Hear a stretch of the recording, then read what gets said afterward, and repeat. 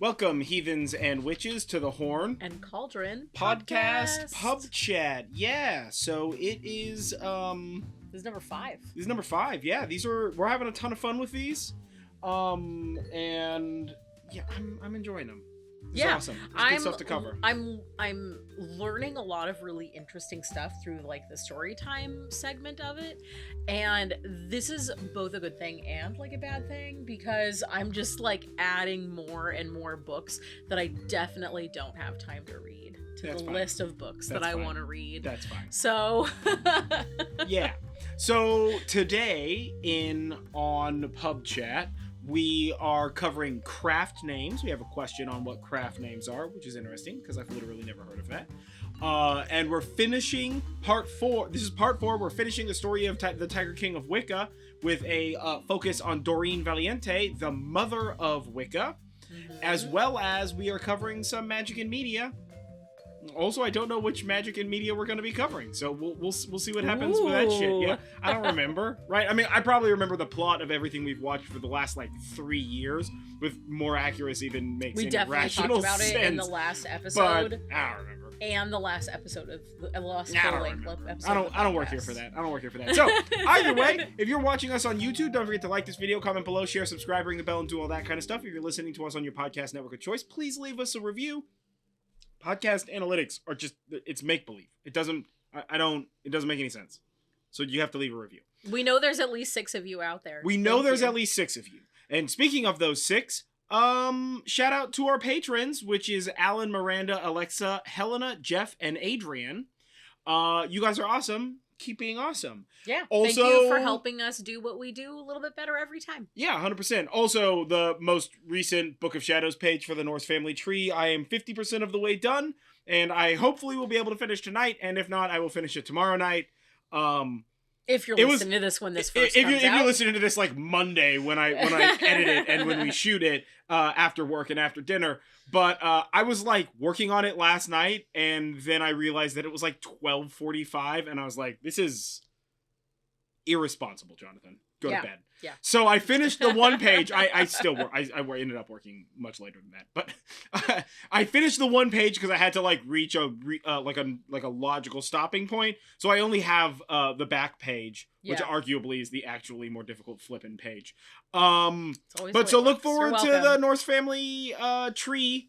Book of Shadows I'm excited page. about that one. Yeah, it's got a really adorable glowy cow. Yeah. I had a lot of fun. I did a lot of custom graphics for this one, but and if you have no clue what we're talking about, check out the last episode, which was episode 35 or maybe 33. I don't fucking know. I just edit the things and organize all of the data and do all of it. I just don't remember stuff.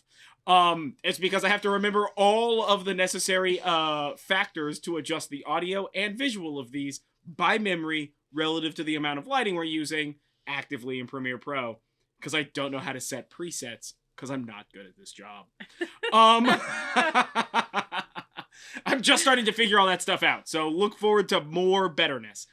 But so let's get right into it. What is a craft name? Is it scissors or glue stick, or I'm talking about crafts? That's the joke. That's the it took me a whole. I know. I started saying it and you were looking at me confused, and I was like, you know what? I better as well cut this off. I was gonna keep going, and I was just like, this isn't nice. I'm gonna shut it down. When you said glue, I was like, oh, I get this joke now. Yeah. I was like, scissors. Why would you have that as a craft name? I don't know. Who's named Scissors? That doesn't make any sense. First name sense. Scissors, last name Sisters. That's a band.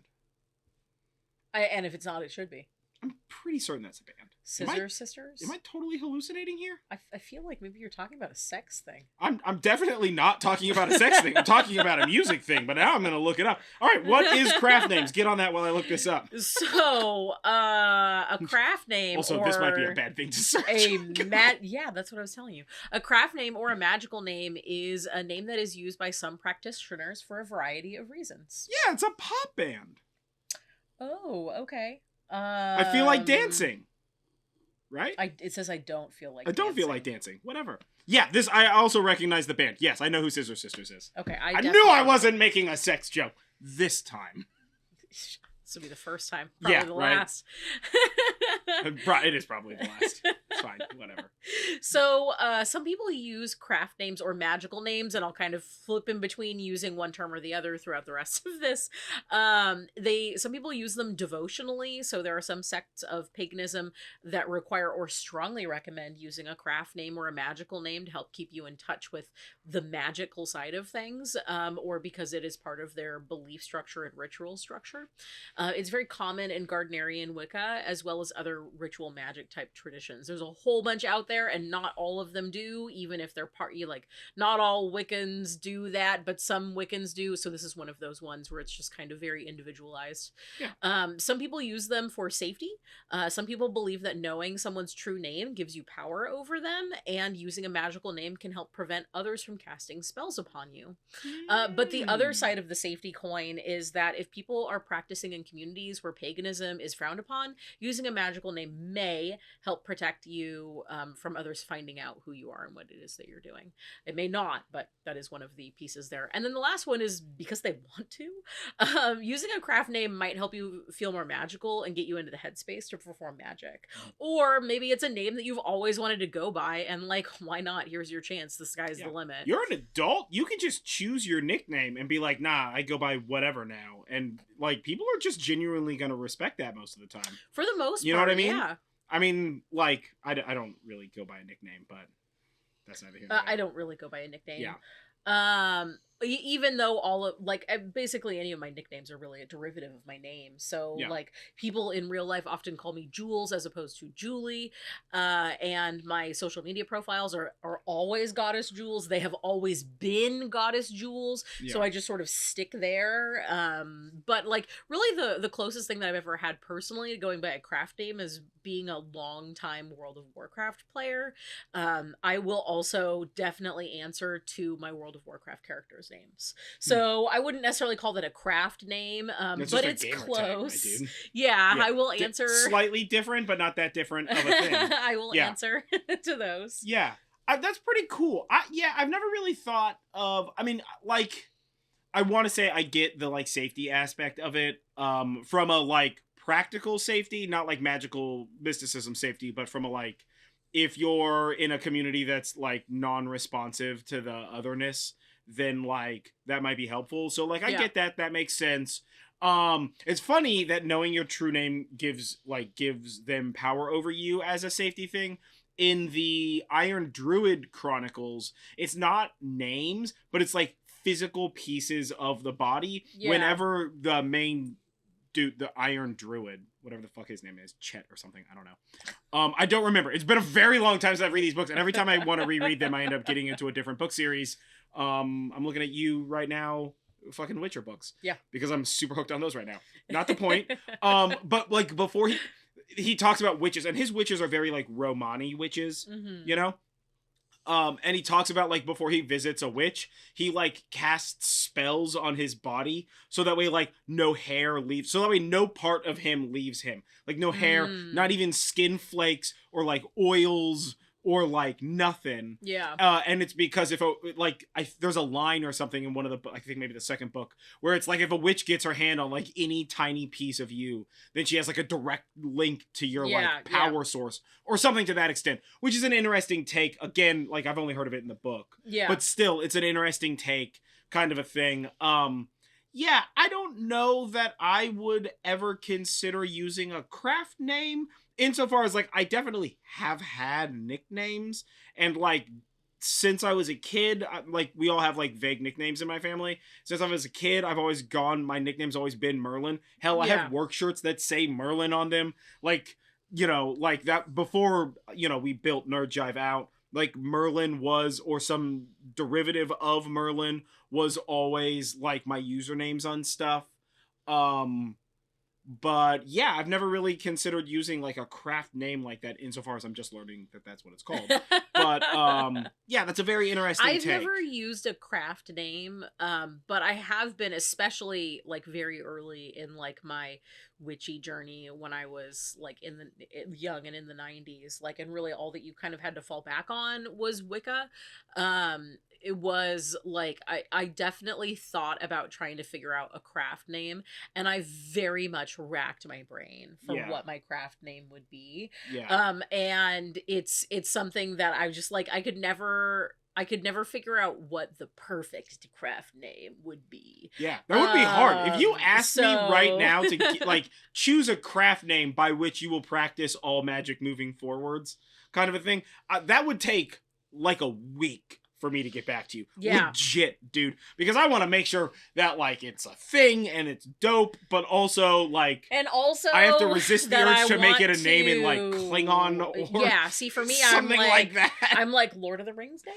Yeah. But also something, like, that you'll want to use for years and years and years to come. Like, for me, I've changed the way that I practice magic, like, a lot. Like, the principle is still there, but the way that I do it, the methodology of it has changed a lot. The practical magic of it has shifted. As you grow, that shifts. So I feel like a craft name would only ever be, like, temporary. I don't know. That's very interesting. Do you use a craft name? Or, like, what's your, like, if you could choose a craft name, like, would you choose a craft name? What would you choose? That kind of a thing? I don't know. Yeah, well, and that leads me into the Remington Steele. You know? So weird. That leads me into the very last part of this question, which comes up, like, basically hand in hand, is a craft name mandatory? And the answer to that is no, but it's really up to you. So, it is something you would want to look into if you want to join a sect that requires it. Yeah. Or if you believe that having your real name out there connected to magic makes you vulnerable, which is not a belief that I personally have. Ooh, so really, that one is it's like the proof is in the pudding. The power is in the magic. So if you think that having your true name gives power over you, maybe having a magical name or something like that is good. But if you are not one of those people, it kind of doesn't matter. Yeah. And the last thing is, if you might want to have a craft name if you think it's cool and it helps you vibe on the magic stuff. Yeah, totally. Yeah. All right, next up is a little bit of story time. Part 4 of Tiger King of Wicca, Doreen Valiente, which this all started back in episode 30 of the podcast. Which was the Book of Shadows episode. Yep. And we've also talked about it in the last 3 of our pub chats. Yeah, so maybe after this, since it'll be wrapped up, maybe I'll cut out a Tiger King of Wicca, like, super cut from the 4 podcast episodes. That might be a lot of work, but we'll see. It sure sounds fun. We'll see what I can do. It sounds like another project for you. And make it like a dope YouTube video. Yeah. So stay tuned for that. Yeah. So let's get into it. So Doreen is considered the mother of Wicca, but her impacts are so great that I would actually venture to say that she's kind of the mother of modern witchcraft, in many ways similar to how Gerald Gardner is the father of modern witchcraft, but was also the father of Wicca. So Doreen, when she was 13, she cast her first spell. And they think that it was because she had access to a variety of different books through the library, but the spell was to prevent her mother from being harassed by a coworker. Nice. And her parents were concerned by this, so they sent her to a convent school. And she left when she was 15, vowed never to go back. Yeah, that's...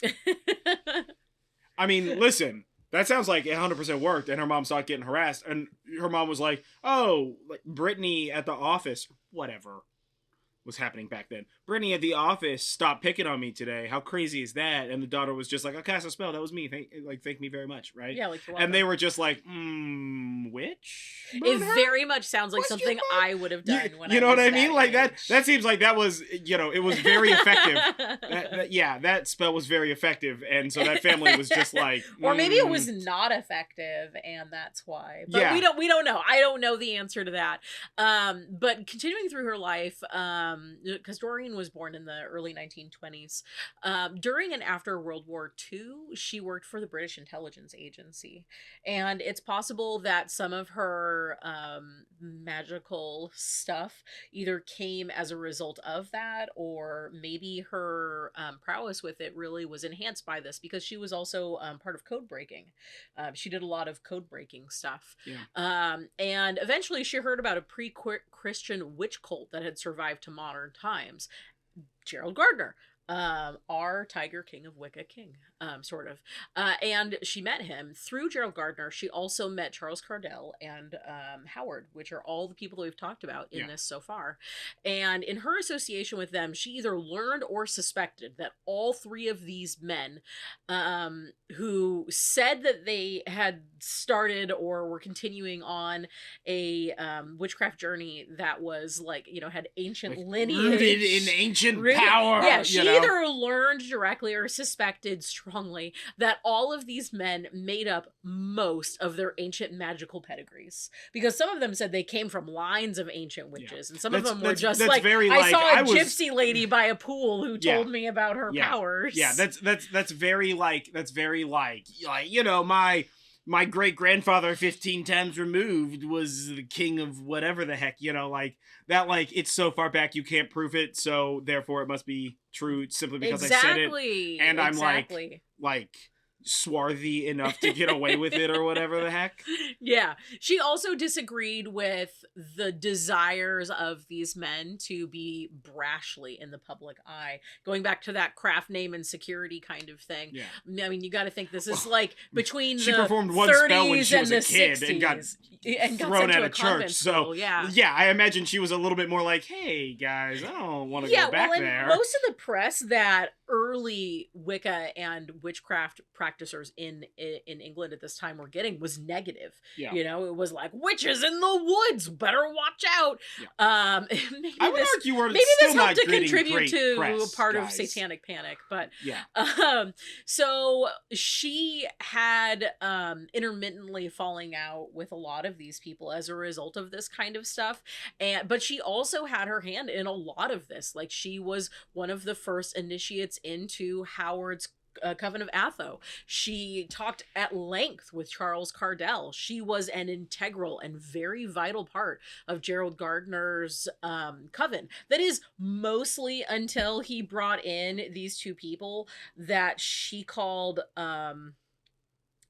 squivs, which are which is like older British slang for people that are like foolish and brash but like flashy. So you know, she kind of like had a falling out with Gardner then and left the coven, but then came back later on. But really, she's actually the most stable and kind of normal of all of these people so far. So we have to end with her because we've talked about her in each and every chapter, but she not only was she an integral part of Wicca and witchcraft as we know it, but she also wrote a ton of books and articles and even poems about witchcraft. And most influentially, at least today, she wrote the Wiccan Rede, R-E-D-E. And that is this really long poem that has in it the most famous phrase, "And ye harm none, do what you will." That is her writing. So, you know, she's definitely formative in this, but sort of as everybody else, I don't want to say circles around her, but she's had her hero's journey of sorts. Yeah, certainly.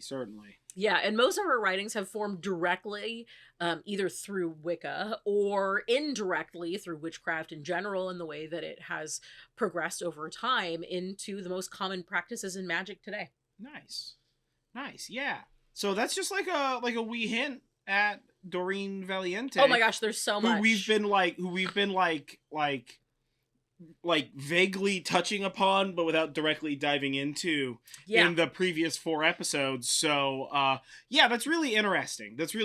And it definitely sounds like she was less it seems like she was less like by fame, like jazzy than the other guys, and she was less like Hollywoody. You know what I'm saying? Like, where she wanted to be, like, in the spotlight. She was just like, I just want to, like, do this thing. Well, and she was also very interested in what the actual historical ties and of witchcraft were. It wasn't that she wanted to claim that she was so important and was from, you know, this ancient line of witches. She wanted to, like, do the research. She wanted to, like, do the research, and she did, in several books, as a matter of fact.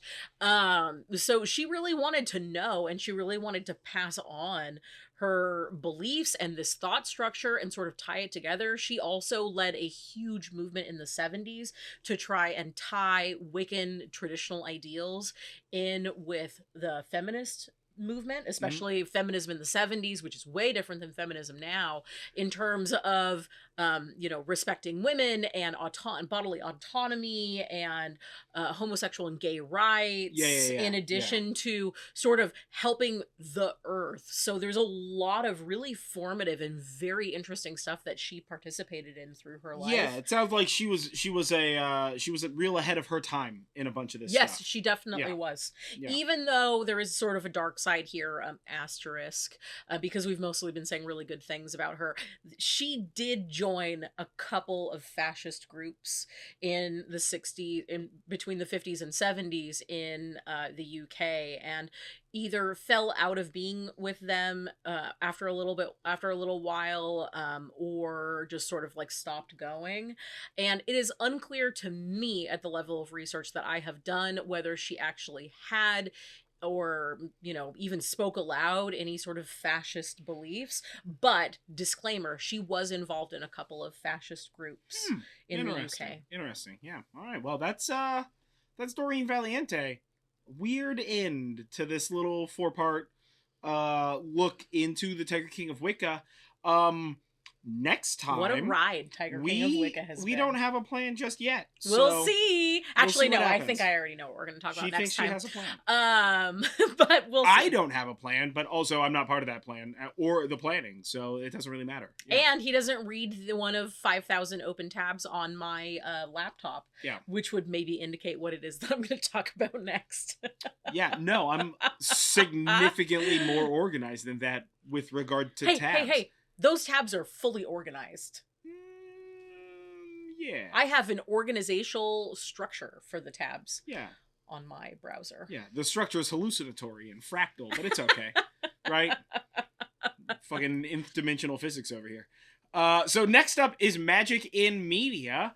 And because I can read the screen, we are talking about a discovery of witches, which we just finished watching like a week ago. Yeah, just enough time for us to get over show hangover. Yeah.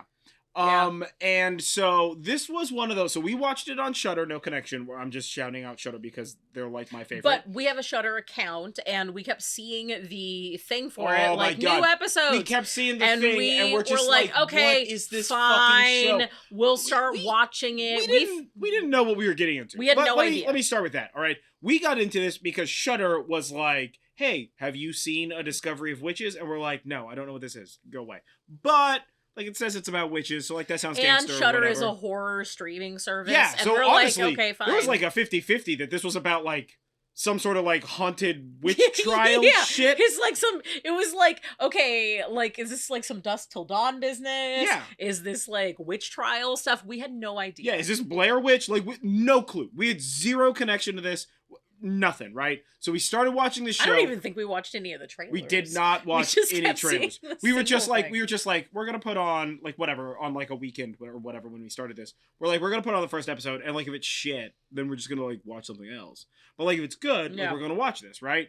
And we generally have like 2 shows going at the same time. We have like a background noise show that we don't have to pay too much attention to, but it's like we're trying to like just get through the show because like whatever, it's either been hinted at to us or like it looks interesting, so we want to watch it. And sometimes those shows we watch all the way through. Some of those shows we stop. We just like forget that we're watching it because more important shit comes up. Ooh, and there's a lot of There's a bunch of those shows where we're just like... I don't want to out us in case anybody's like super fans of shows that we like did not care about. Also, sometimes we pick that shit back up like a year or 2 later and we're just like, oh yeah, we did watch this. Oh my god, this is really good. Why did we stop watching this? And we never figure out why we stopped watching it. Like that shit happens too, right? Yeah. But so we were like, all right, we're going to check this out. We'll see what happens. And so we watched the first episode and we're like immediately like, all right, what the fuck is happening in this universe? We got a lot of questions. So we like powered through a few episodes. But it seemed like general, like whatever teen romance. So we were like, we originally were just like, this is gonna be like background, right? First couple of episodes. Mostly because it wasn't horror, right? Because we're watching it on our horror service, right? And we're big horror fans. We watch like a ton of horror stuff. So it's like this isn't horror. It's like a little romancy, right? So meh, whatever, right? I mean, I think out of the 2 of us, I am far and away the larger like paranormal and romance reader. between the two of I love Yes. paranormal teen romance. I don't have anything I against it. love like silly romance books. I read all of those bloody what's her name, the like witch and the vampires and the werewolves. Twilight, you talk about it No, all no, the no, not time. I'm not talking about Twilight, but I did read all of Twilight and watch all the movies. But no, Vampire Academy or something. Nah, maybe. I don't remember what it is. One of the ladies, I read like a bunch of those. I'm super into all that stuff. They're so dumb and silly. But I love them. I don't care. And so we're just like, all right, whatever. We're going to put this on in the background. And we started watching more and more of this. And it just... The more we watched, the deeper so we got. Good. It's so good. And then, of course, like season 3 came out, like starting this year or whatever. Yeah. And so we started watching season 3. Quick review. Sup with bloody, what's his name's brother, changing actors. For the whole first episode. We were like, is this the same Is this the guy that we think this is? Or is this not the guy? Like, am I dumb or am I confused? Or is it both? Why not both?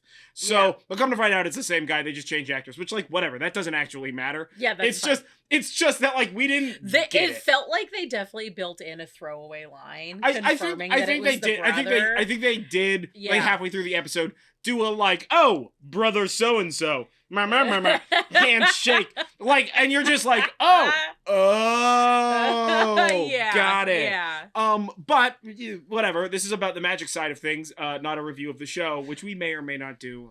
We have a bunch of shows this might as well serve as a review. Yeah. Yeah. So the magical really system good. in this is pretty fantastic. Yeah. I really enjoyed it. Oh, also, there are 3 species. Let's just kind of get the universe structure out of the way. There are 3 species in the show. There are witches, vampires, and demons. They all live in secret, away from humans. But also, they live in the world around humans. Yeah, I'm sorry, like, but from that the prying eyes of creatures humans. is a secret to humans. Yes, like, humans don't know that they exist and whatever. And, like, vampires can be out in the sun and, like, that shit. And, like, witches do dope magic. And demons are just, like... We don't really know, demons actually. Don't appear to have any power other than occasionally going insane and going on murder sprees. Yeah, the demons, they didn't tell us anything in the show at all about what demons do or their role in this They were the supporting best friends. Because I don't think there was a single demon who was like an asshole. No. I think like 100% of the demons were like very chill. But also the demons were played off as the sort of like, less than creature race. Yes. Right? They were like looked down upon and thought of as not being whatever. And like, even though like witches are super powerful and whatever, like vampires were the ones that were in charge. So there was a lot of like sort of like race and class play in the background of this story. Oh yeah. Also, we have not read the books. Oh yeah. I guess we should say it right now. And we read the descriptions, and I'm not super interested in reading the books, but if you think the books are worth it and you've read the books, let us know, and maybe we'll pick those up and read them. We are not big romance book readers. Yeah. Regardless of what I just said, having read a bunch of romance novels. Well, they're a little mostly different. I read paranormal teen romance, which because is different. we finished this show and we're like, oh my gosh, we want to know so much more about this universe. It's a dope universe. And everything. We want to live in it for a little bit longer. So we looked at a bunch of reviews on Audible because we mostly listen to the books that we read. And everybody was like, this is mostly romance, not the show. Yeah. And we were like, ooh. Yeah. I don't care about the main character's love. I care about the universe and their powers and stuff. But, they're in love. That's the love. It's not even... But it's like a star-crossed lovers kind of love. Where is it star-crossed lovers when like the two really lovers that are star-crossed? It's like Romeo and Juliet, except for everybody else is the regular characters from Romeo and Juliet, and Romeo and Juliet are god-tier monsters with, like, machine gun arms. So, like... Are they star-crossed because they're so powerful that any threat to their love was immediately murdered? No. No, they're really not. It's more like they're just less willing to murder than they're capable of murdering, except for a few times when the witch decides to go full Phoenix Force. Yeah. So let's talk about the magic in it. And so first, the demons, we assume that they have some sort of magic, but we don't know anything about it because they didn't actually talk about it at all in the show. The vampires do have powers, and that's really primarily like growling at people, as well as moving really fast, being able to They have smell, super speed, super strength, super control over their own bodies, which means that they can, like, they don't need to breathe as much, they don't need to eat as much, they don't need to sleep as much. Their hearts still beat. They're not, like, dead brought back, but they beat, like, incredibly slowly. They seem to possess a modicum of super intelligence, I would argue. Yeah, and they're it seemed like they're smarter also on the uptake of things. fairly influential to those around them. Well, yeah, they do have oh my god, what do they call that in vampire lore? The like an enchantment almost. Yeah, they have like an enchantment power. There's a specific term for that with vampires, and I can never remember what it is. But whatever, they can do that. We don't spend that much time with the vampire magic. No. We spend most of our time get with blood. Human. Oh, blood rage. They do get blood rage, right? Which is where, like, they can't control their hunger. So, like, that shit's a thing. They can die. Yes. They seem very affected by, like, fire, like, traditional stake and, like, beheading. Yeah. And that kind of stuff seems to be the case.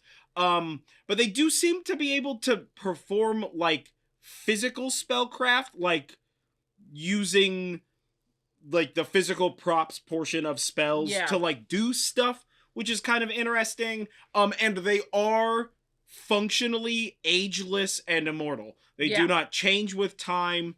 They are, like, they do survive in perpetuity. Yeah. Right? But they can be killed. So they're a very interesting cross-section of, like, what is and isn't connected to vampirism.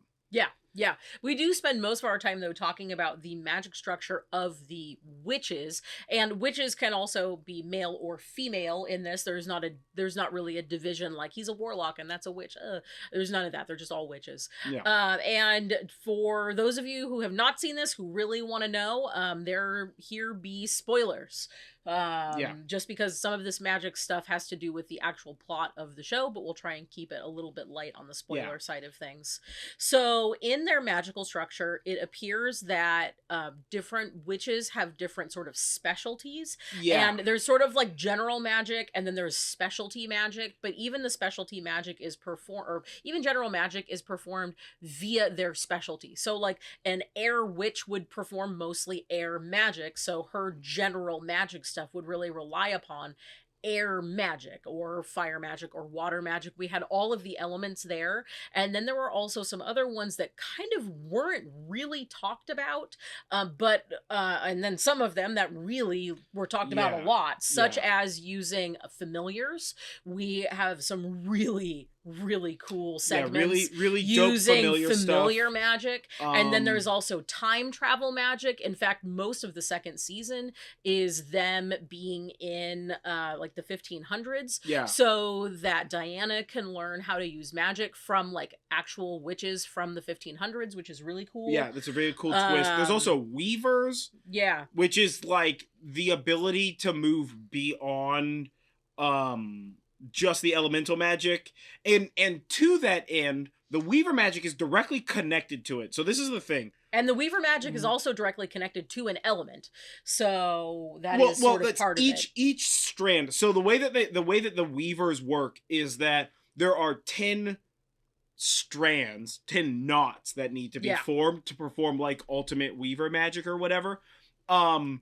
And the first 4 knots are directly elemental. And then everything goes up from that. So the implication here is that like magic is magic, and then above like generic magic, you have elemental magic, and then above that you would have like 6 more tiers of magic before you reach 10 weaver magic, and only like the most BA like badass weavers can do 10 knot weaver magic. And everything appears to be below that. There appears to be nothing above 10 knot weaver magic. And when we say general magic, that's not actually a subset of magic. That's just like if you can do magic. Like if you do elemental, like wind magic, you can like do wind and like do like wind based shit. If you can do water magic, you can like control water and stuff, but also like mess with moisture and humidity, but also use like water for like seeing bowls and shit like that. And each element seems to be able to do basically the same stuff from a different angle. But then there's non-elemental basic magic. Yeah. Which is like basic shit, like moving a thing, like telekinesis. Turning a candle on and off. Yeah. Even though a candle is fire. Yeah, like that kind of stuff appears to be completely disassociated from the elemental base of the magic. And what I'm assuming is that is magic so simple that it can just be done without having to like engage higher magic brain, like your higher brain magic or whatever. In addition to that, the magic appears to be organized in thought spells being the weakest form of a spell, spoken spells being stronger, written spells being even stronger, prop-based spells being the strongest, and then the only thing more strong than prop-based spells, so that's like spells using material, would be specifically weave magic. Yeah. And again, that's because weaver magic is like at the root of all the magic, so that's why like weavers, like if you're like a 3-knot weaver, then you can do like earth, water, and fire magic. But, like, you can't go above that, and let's say air is above that. I don't remember the order for the elemental magic, and I actually don't think that it mattered by relative comparison. It seemed like fire magic was, like, a little dirty, don't talk about it. And air magic was, like, high order. Yeah. But it seemed like water and earth magic were, like, less powerful. Yeah. But that has more to do with the way characters in the shows who used elemental magic were using it and how they were characterized. Not really the way that the universe necessarily characterized it. So there clearly was an incredible amount of detail added to this show. And I imagine it's in the books as well, to make the magic in the universe tangible. Yeah. Right? It felt very influenced by like witchcraft, like modern witchcraft TM and Wicca TM. It felt very affected and influenced by Norse magic, like whatever. So like it felt very informed by like Norwegian sort of like Norse paganism. There was like a little bit of like sort of like Southeast Asian, maybe India stuff in there, but like not a lot. There was like also definitely some like Proto-Indo-European magic as well.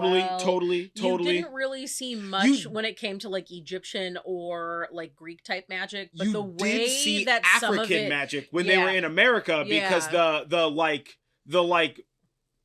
New Orleans New Orleans tribe of vampires and like the way that they did stuff and the way that they interacted with and talked about magic and like the stuff that we saw like magic practitioners in that area do was much more like African and like voodoo and like Indian like Native American and like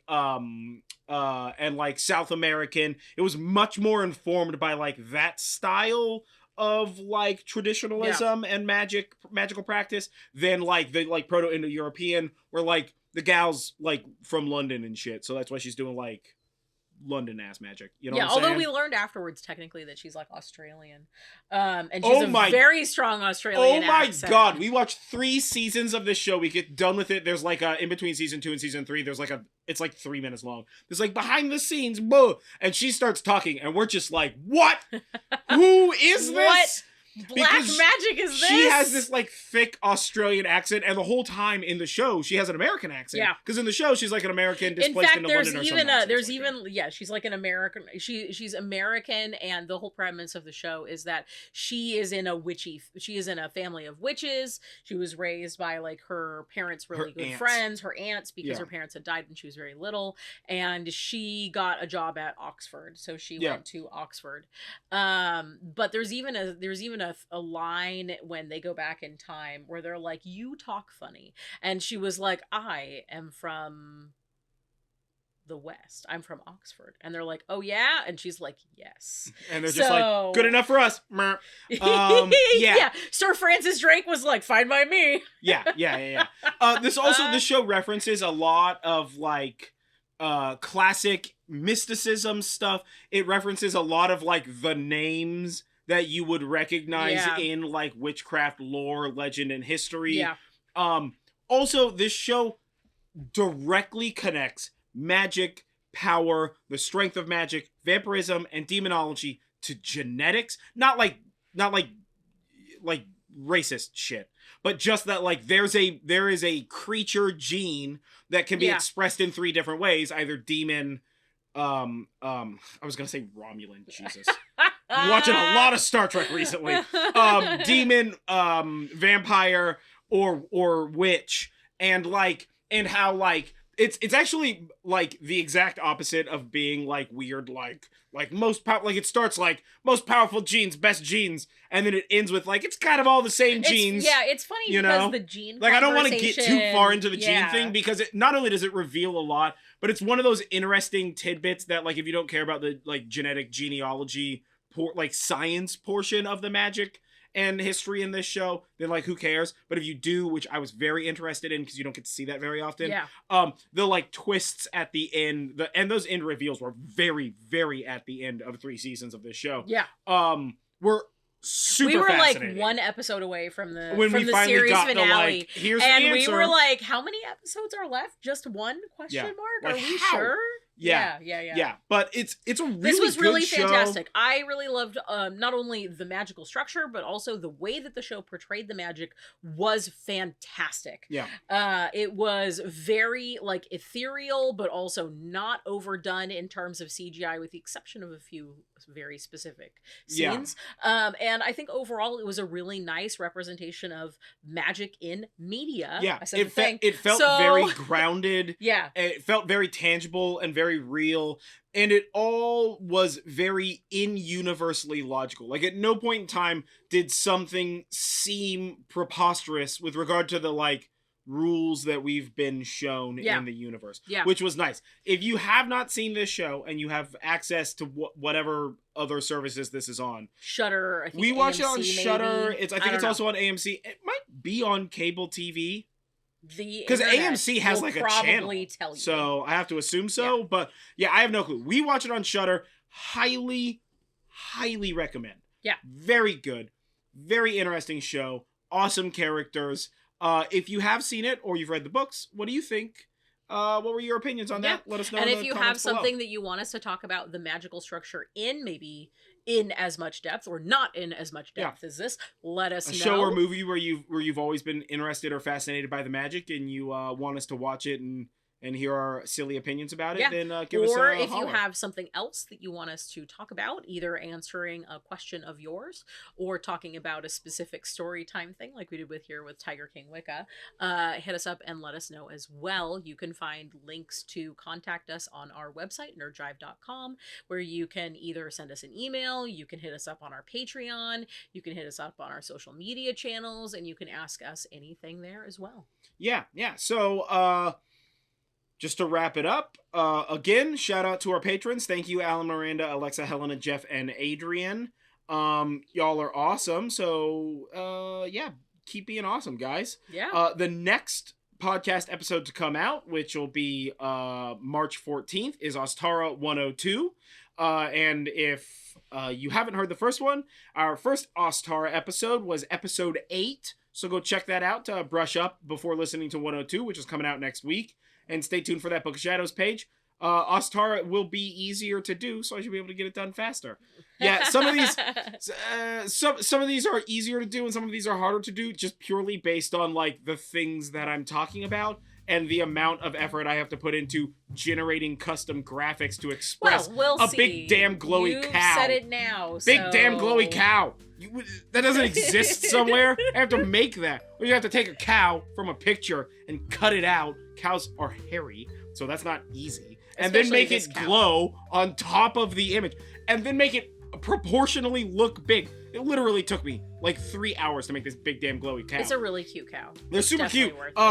Hit up my Instagram. I posted the 2 big damn glowy cow photos that I made on my Instagram. I'm super in love with them. One day I will own Highland cattle. What's up? Because they're the best cattle. Fight me. And then after that, obviously, is Pub Chat episode 6, Yep. which will come out on the 21st of the month. Yeah, which is the day after Ostara. Which will be the day after Ostara. So I don't know what we're gonna talk about. Probably more Ostara, honestly. We'll see. Yeah, but we'll see. So either way, I've been John Norgrove. This has been Julie Norgrove. This has been the Horn And Cauldron Podcast Pub Chat, and we will catch you guys on the flip side. Stay magical, folks. Yeah, and don't forget, breathe in self-confidence and breathe out self-doubt.